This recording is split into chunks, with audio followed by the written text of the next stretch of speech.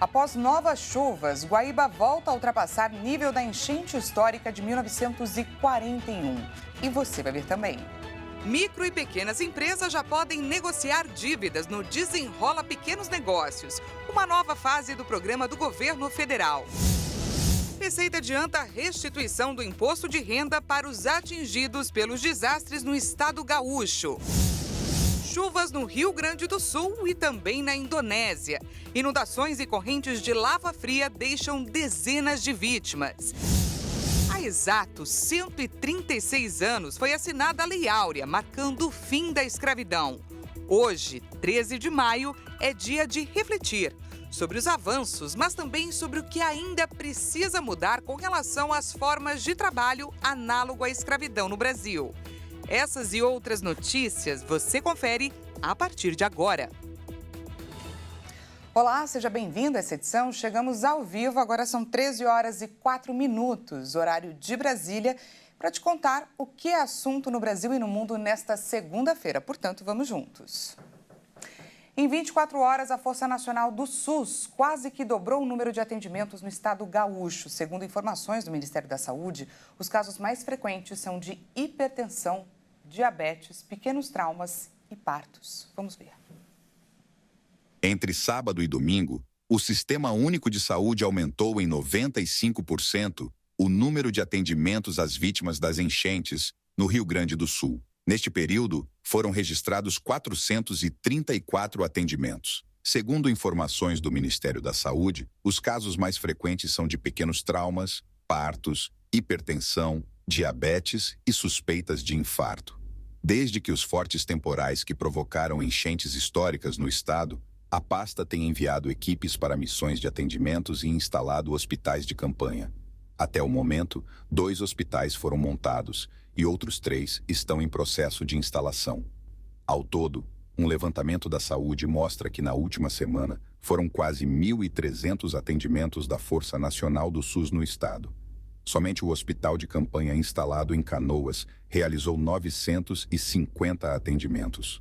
As equipes volantes receberam 350 pessoas. E olha só, nesse momento de extrema dificuldade que o povo do sul do país está enfrentando, a instabilidade no tempo é o que mais preocupa, já que em locais que já receberam um grande volume de chuva, a chegada de mais água pode ser determinante. Autoridades alertam principalmente para uma massa de ar frio de origem polar que promete levar as temperaturas para a casa das máximas, a casa dos 16 graus, e as mínimas podem atingir 2 graus. O meteorologista Gustavo Verardo traz para a gente a previsão do tempo para os próximos dias nessa região. Vamos ver. Olá a todos. Neste começo de semana, o tempo tende a firmar no Rio Grande do Sul. O ingresso de uma massa de ar frio e seco de origem polar trará de volta o sol entre essa terça-feira e quarta-feira. Porém, temos um grande problema. Estão sendo estimados os menores valores de temperatura até agora no ano. A gente pode ter mínimas ao redor de 2 graus, com muito frio. E também que se estende pelo menos até a quinta-feira. Destacamos então que dessa terça e na quarta-feira, uma condição de tempo seco predominará, e a partir da quinta a instabilidade está voltando para as áreas ao norte do estado gaúcho, porém sem grandes acumulados. Meados do próximo final de semana, mas especificamente a partir da sexta-feira, entre Rio Grande do Sul e Santa Catarina, o desenvolvimento de um sistema de baixa pressão trará mais chuva volumosa, sobretudo aos municípios das áreas com a divisa de Santa Catarina. Então, atenção, porque existe a possibilidade de eventos intensos de chuva no final de semana entre a metade norte gaúcha e também o estado de Santa Catarina. E o outro destaque dessa semana é que as temperaturas permanecerão baixas. As máximas não passam em média dos 16 graus no estado gaúcho. Então, por cima de todas as cheias que o estado vem enfrentando, tem muito frio entre essa terça-feira e na quarta-feira. A estimativa de mínima para essa terça na capital gira em torno de 9 graus e na quarta-feira em torno de 7 graus. E saber a previsão é importantíssimo diante da situação dos rios. Olha só, pela segunda vez, o nível do Guaíba subiu e superou o da cheia histórica de 1941. A água subiu 12 centímetros em somente 3 horas e a tendência é que ultrapasse os 5 metros novamente. Já são 147 mortos confirmados pelas chuvas, 806 feridos, 127 pessoas estão desaparecidas e 447 municípios foram afetados pelas tempestades. A chuva perde força a partir desta terça-feira no Rio Grande do Sul. Mas em meio à tragédia das enchentes, o estado segue em alerta devido à alta dos rios e dos riscos geológicos. Em Porto Alegre, o Guaíba está subindo nesta segunda novamente. Na região metropolitana, bairros das regiões norte e central estão alagados. Segundo o Centro Nacional de Monitoramento e Alertas de Desastres Naturais, Porto Alegre enfrenta o mês de maio mais chuvoso desde 1961.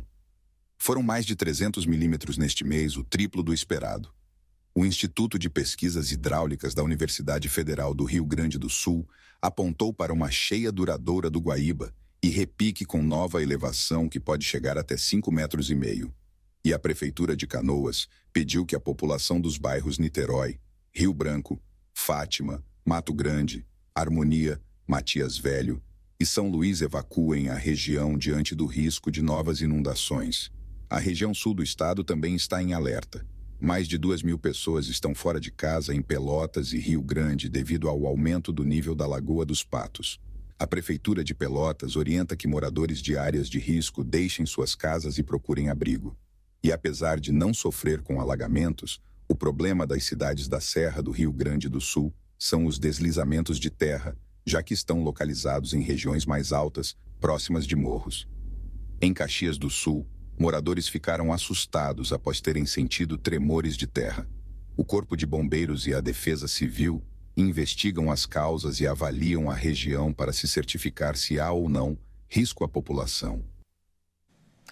Bom, o presidente Lula suspendeu nesta segunda-feira uma visita de Estado ao Chile, que estava marcada para os dias 17 e 18 de maio, devido à catástrofe das enchentes no Rio Grande do Sul. Em nota, a presidência destacou a necessidade de monitorar a situação das enchentes no estado gaúcho e o atendimento à população afetada. E a polícia prendeu ao menos 60 suspeitos por crimes em meio a chuvas no Rio Grande do Sul. Segundo o balanço da Secretaria da Segurança Pública do Estado, os criminosos cometeram assaltos e saques em municípios gaúchos que foram afetados pelas chuvas. As prisões foram efetuadas pela Brigada Militar e pela Polícia Civil, que tem atuado para amenizar a insegurança diante da situação de caos gerada pela maior tragédia climática que assola o Rio Grande do Sul. E um hospital de campanha improvisado e também, gente, no estacionamento que foi transformado em abrigo, voluntários cuidam de animais que foram resgatados em meio às enchentes. E são muitos os animais de estimação e de criação que passaram dias na água sem comida após as tempestades que engoliram casas e transformaram ruas em rios. Hospitais de campanha improvisados e abrigos foram montados para atender os animais afetados pela catástrofe climática que atingiu o Rio Grande do Sul. Na área do antigo gasômetro, em Porto Alegre, foi instalado um dos principais pontos de partida de embarcações e desembarque de evacuados. Muitos chegam com animais de estimação debaixo dos braços e enrolados em toalhas. Alguns bichinhos são trazidos após dias molhados e sem comida. Nós estamos montando aqui um hospital de campanha, tá? Para receber todos esses animais que estão vindo do gasômetro e necessitando sair da água e ter um primeiro atendimento. Depois daqui eles são deslocados para abrigos temporários. O estacionamento de um shopping na capital gaúcha se transformou em um desses abrigos para animais de estimação. Nós cedemos esse andar da garagem do shopping para receber esses animaizinhos num ambiente seguro, num ambiente onde eles consigam ficar aqui e que se faça um trabalho de cadastramento para que os tutores tenham oportunidade de identificar. A etapa seguinte é buscar os tutores desses animais, procurar os tutores. Então nós temos alguns instrumentos para isso. O site, as redes sociais, Instagram. Então, se esses animais, se nós não encontrarmos as famílias desses animais, nós partiremos para uma terceira etapa, que é a adoção. Os moradores do Rio Grande do Sul vão ter prioridade em receber a restituição do imposto de renda. O primeiro lote vai ser pago no dia 31 de maio, que também é o último dia para acertar as contas com o Leão neste ano. A Receita Federal informou que a partir do segundo lote de restituição do Imposto de Renda 2024, pago em junho, vai ter correção. O primeiro lote vai ser pago no fim deste mês, que também é o prazo para declarar o imposto de renda. A consulta a este lote será liberada em 24 de maio. Os moradores das cidades do Rio Grande do Sul, atingidas pelas enchentes, vão ter prioridade na restituição. O prazo para prestar contas ao fisco, neste caso, foi adiado para 31 de agosto. Os contribuintes dos municípios afetados devem receber a restituição no segundo lote. O pagamento será em 28 de junho. O valor da restituição deve ter uma correção de 1% por mês e mais um percentual proporcional da Selic, a taxa básica de juros, que atualmente está em 10,5% ao ano. A Receita Federal deve pagar as restituições em 5 lotes até o fim de setembro.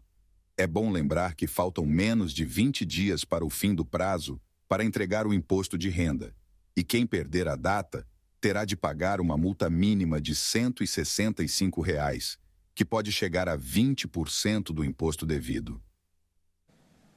E a partir dessa segunda-feira, os microempreendedores individuais e os proprietários de pequenas empresas podem renegociar suas dívidas através do Desenrola Pequenos Negócios.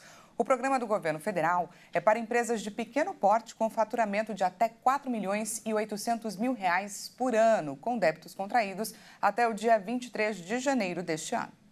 Os bancos associados à Federação Brasileira de Bancos, em parceria com o Ministério da Fazenda e o Ministério do Empreendedorismo, vão oferecer descontos de até 90% para o acerto das contas atrasadas. O prazo para a realização das negociações é até 31 de dezembro de 2024.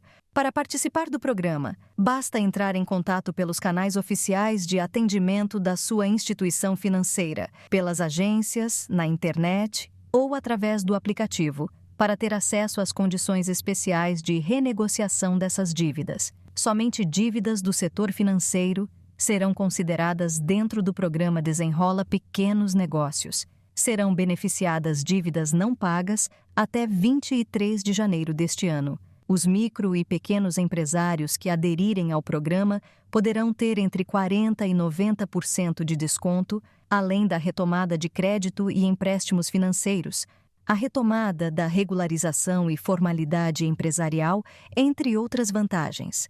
As empresas que tiverem interesse devem buscar informações dentro dos canais oficiais dos bancos que aderirem ao programa. Não devem ser aceitas quaisquer ofertas de renegociação que ocorram fora das plataformas dos bancos.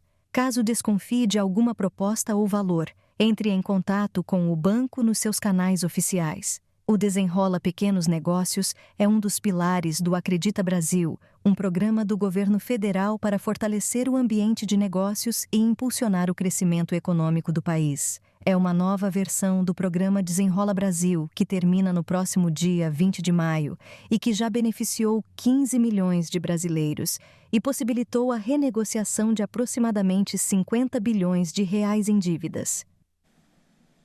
E veja a seguir. Inundações e correntes de lava fria deixam dezenas de vítimas na Indonésia.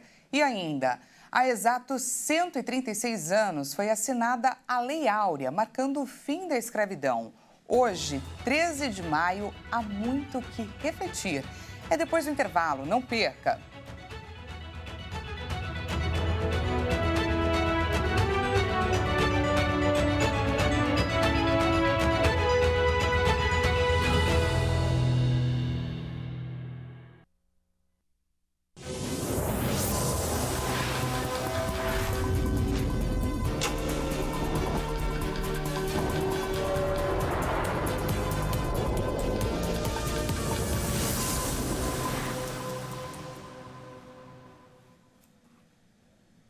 Seja bem-vindo mais uma vez, nós estamos de volta e ao vivo, 1h19 pelo horário de Brasília. Trazemos mais destaques dessa segunda-feira para compartilhar com você, dessa vez os destaques internacionais. Os combates continuam hoje na região de Kharkiv, no nordeste da Ucrânia, onde mais de 30 localidades estão sob ataque russo. Segundo as autoridades, quase 6 mil habitantes deixaram a área em busca de um local seguro. As forças russas atravessaram a fronteira na sexta-feira para executar uma ofensiva na direção de Lipsk e Vovchansk, duas localidades situadas, respectivamente, a 20 e 50 quilômetros ao nordeste de Kharkiv, a segunda maior cidade do país.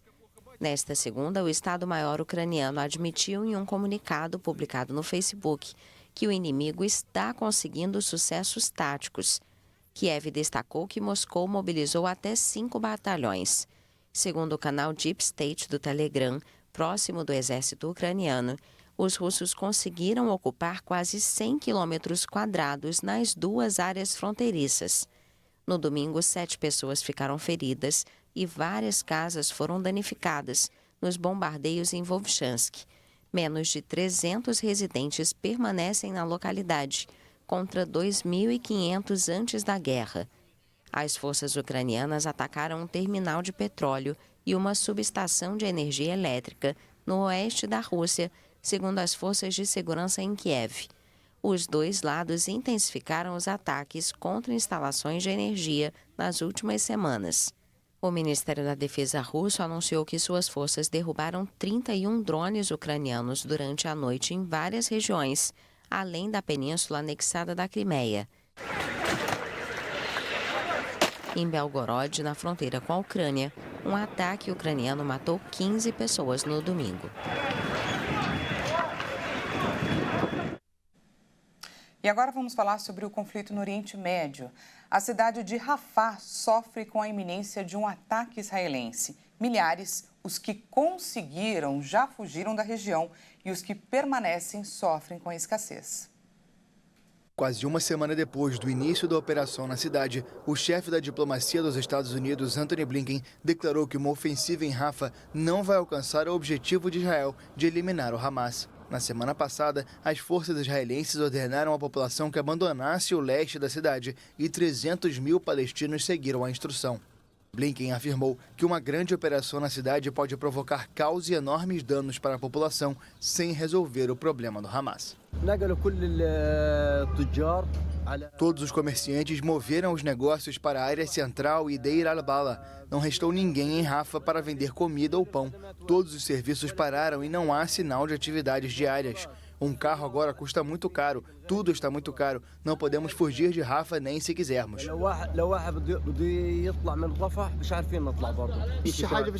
As ruas estão desertas. Procurei pão em toda a cidade, mas não há disponível. Não há água fresca também. Moveram tudo para Deir al-Bala, cidade de Gaza e Nuseirat. Há pressão lá também, porque o único acesso de passagem foi fechado. As pessoas em Rafah, Khan Yunis e cidade de Gaza só têm um acesso. As pessoas estão exaustas, não têm comida ou água.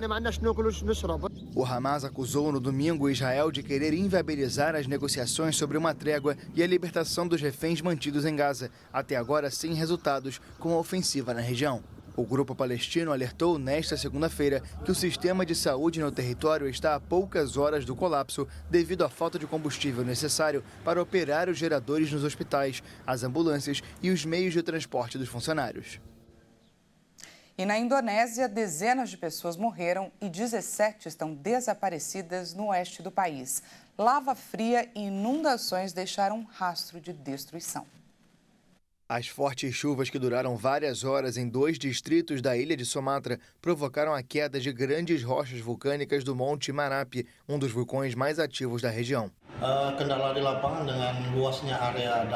Os desafios que enfrentamos são principalmente por causa das enchentes e fluxos de lava fria que impactaram uma área muito vasta. Por isso, precisamos de muitos equipamentos e mão de obra capacitada para nos ajudar nas buscas. Graças a Deus, hoje recebemos equipamento extra como escavadoras e bombas d'água. Equipes de emergência também procuram 17 desaparecidos em Agam e Tanah Datar, as duas áreas mais afetadas pelas inundações e nas quais vivem centenas de milhares de pessoas. A lava fria é o magma formado pelos diversos materiais que compõem as paredes de um vulcão, cinzas, areia e rochas. Sob os efeitos da chuva, podem se misturar e fluir ao longo da cratera. Há exatos 136 anos foi assinada a Lei Áurea, marcando o fim da escravidão. Hoje, 13 de maio, há mais para refletir do que para comemorar de fato. É uma data para pensarmos sobre os avanços, mas também sobre o que ainda precisa mudar, principalmente com relação às formas de trabalho análogo à escravidão aqui no Brasil. A Lei Áurea, sancionada em 13 de maio de 1888 pela princesa Isabel, a lei libertou negros do sistema de escravidão do Brasil. Alguns pesquisadores defendem que a abolição no Brasil aconteceu por questões políticas e econômicas, e não por benevolência da princesa Isabel ou do imperador Dom Pedro II. De acordo com o IBGE, o Brasil foi o país da América que mais importou africanos para serem escravizados. Entre os séculos XVI e meados do século XIX, cerca de 4 milhões de homens, mulheres e crianças foram trazidos à força para o Brasil.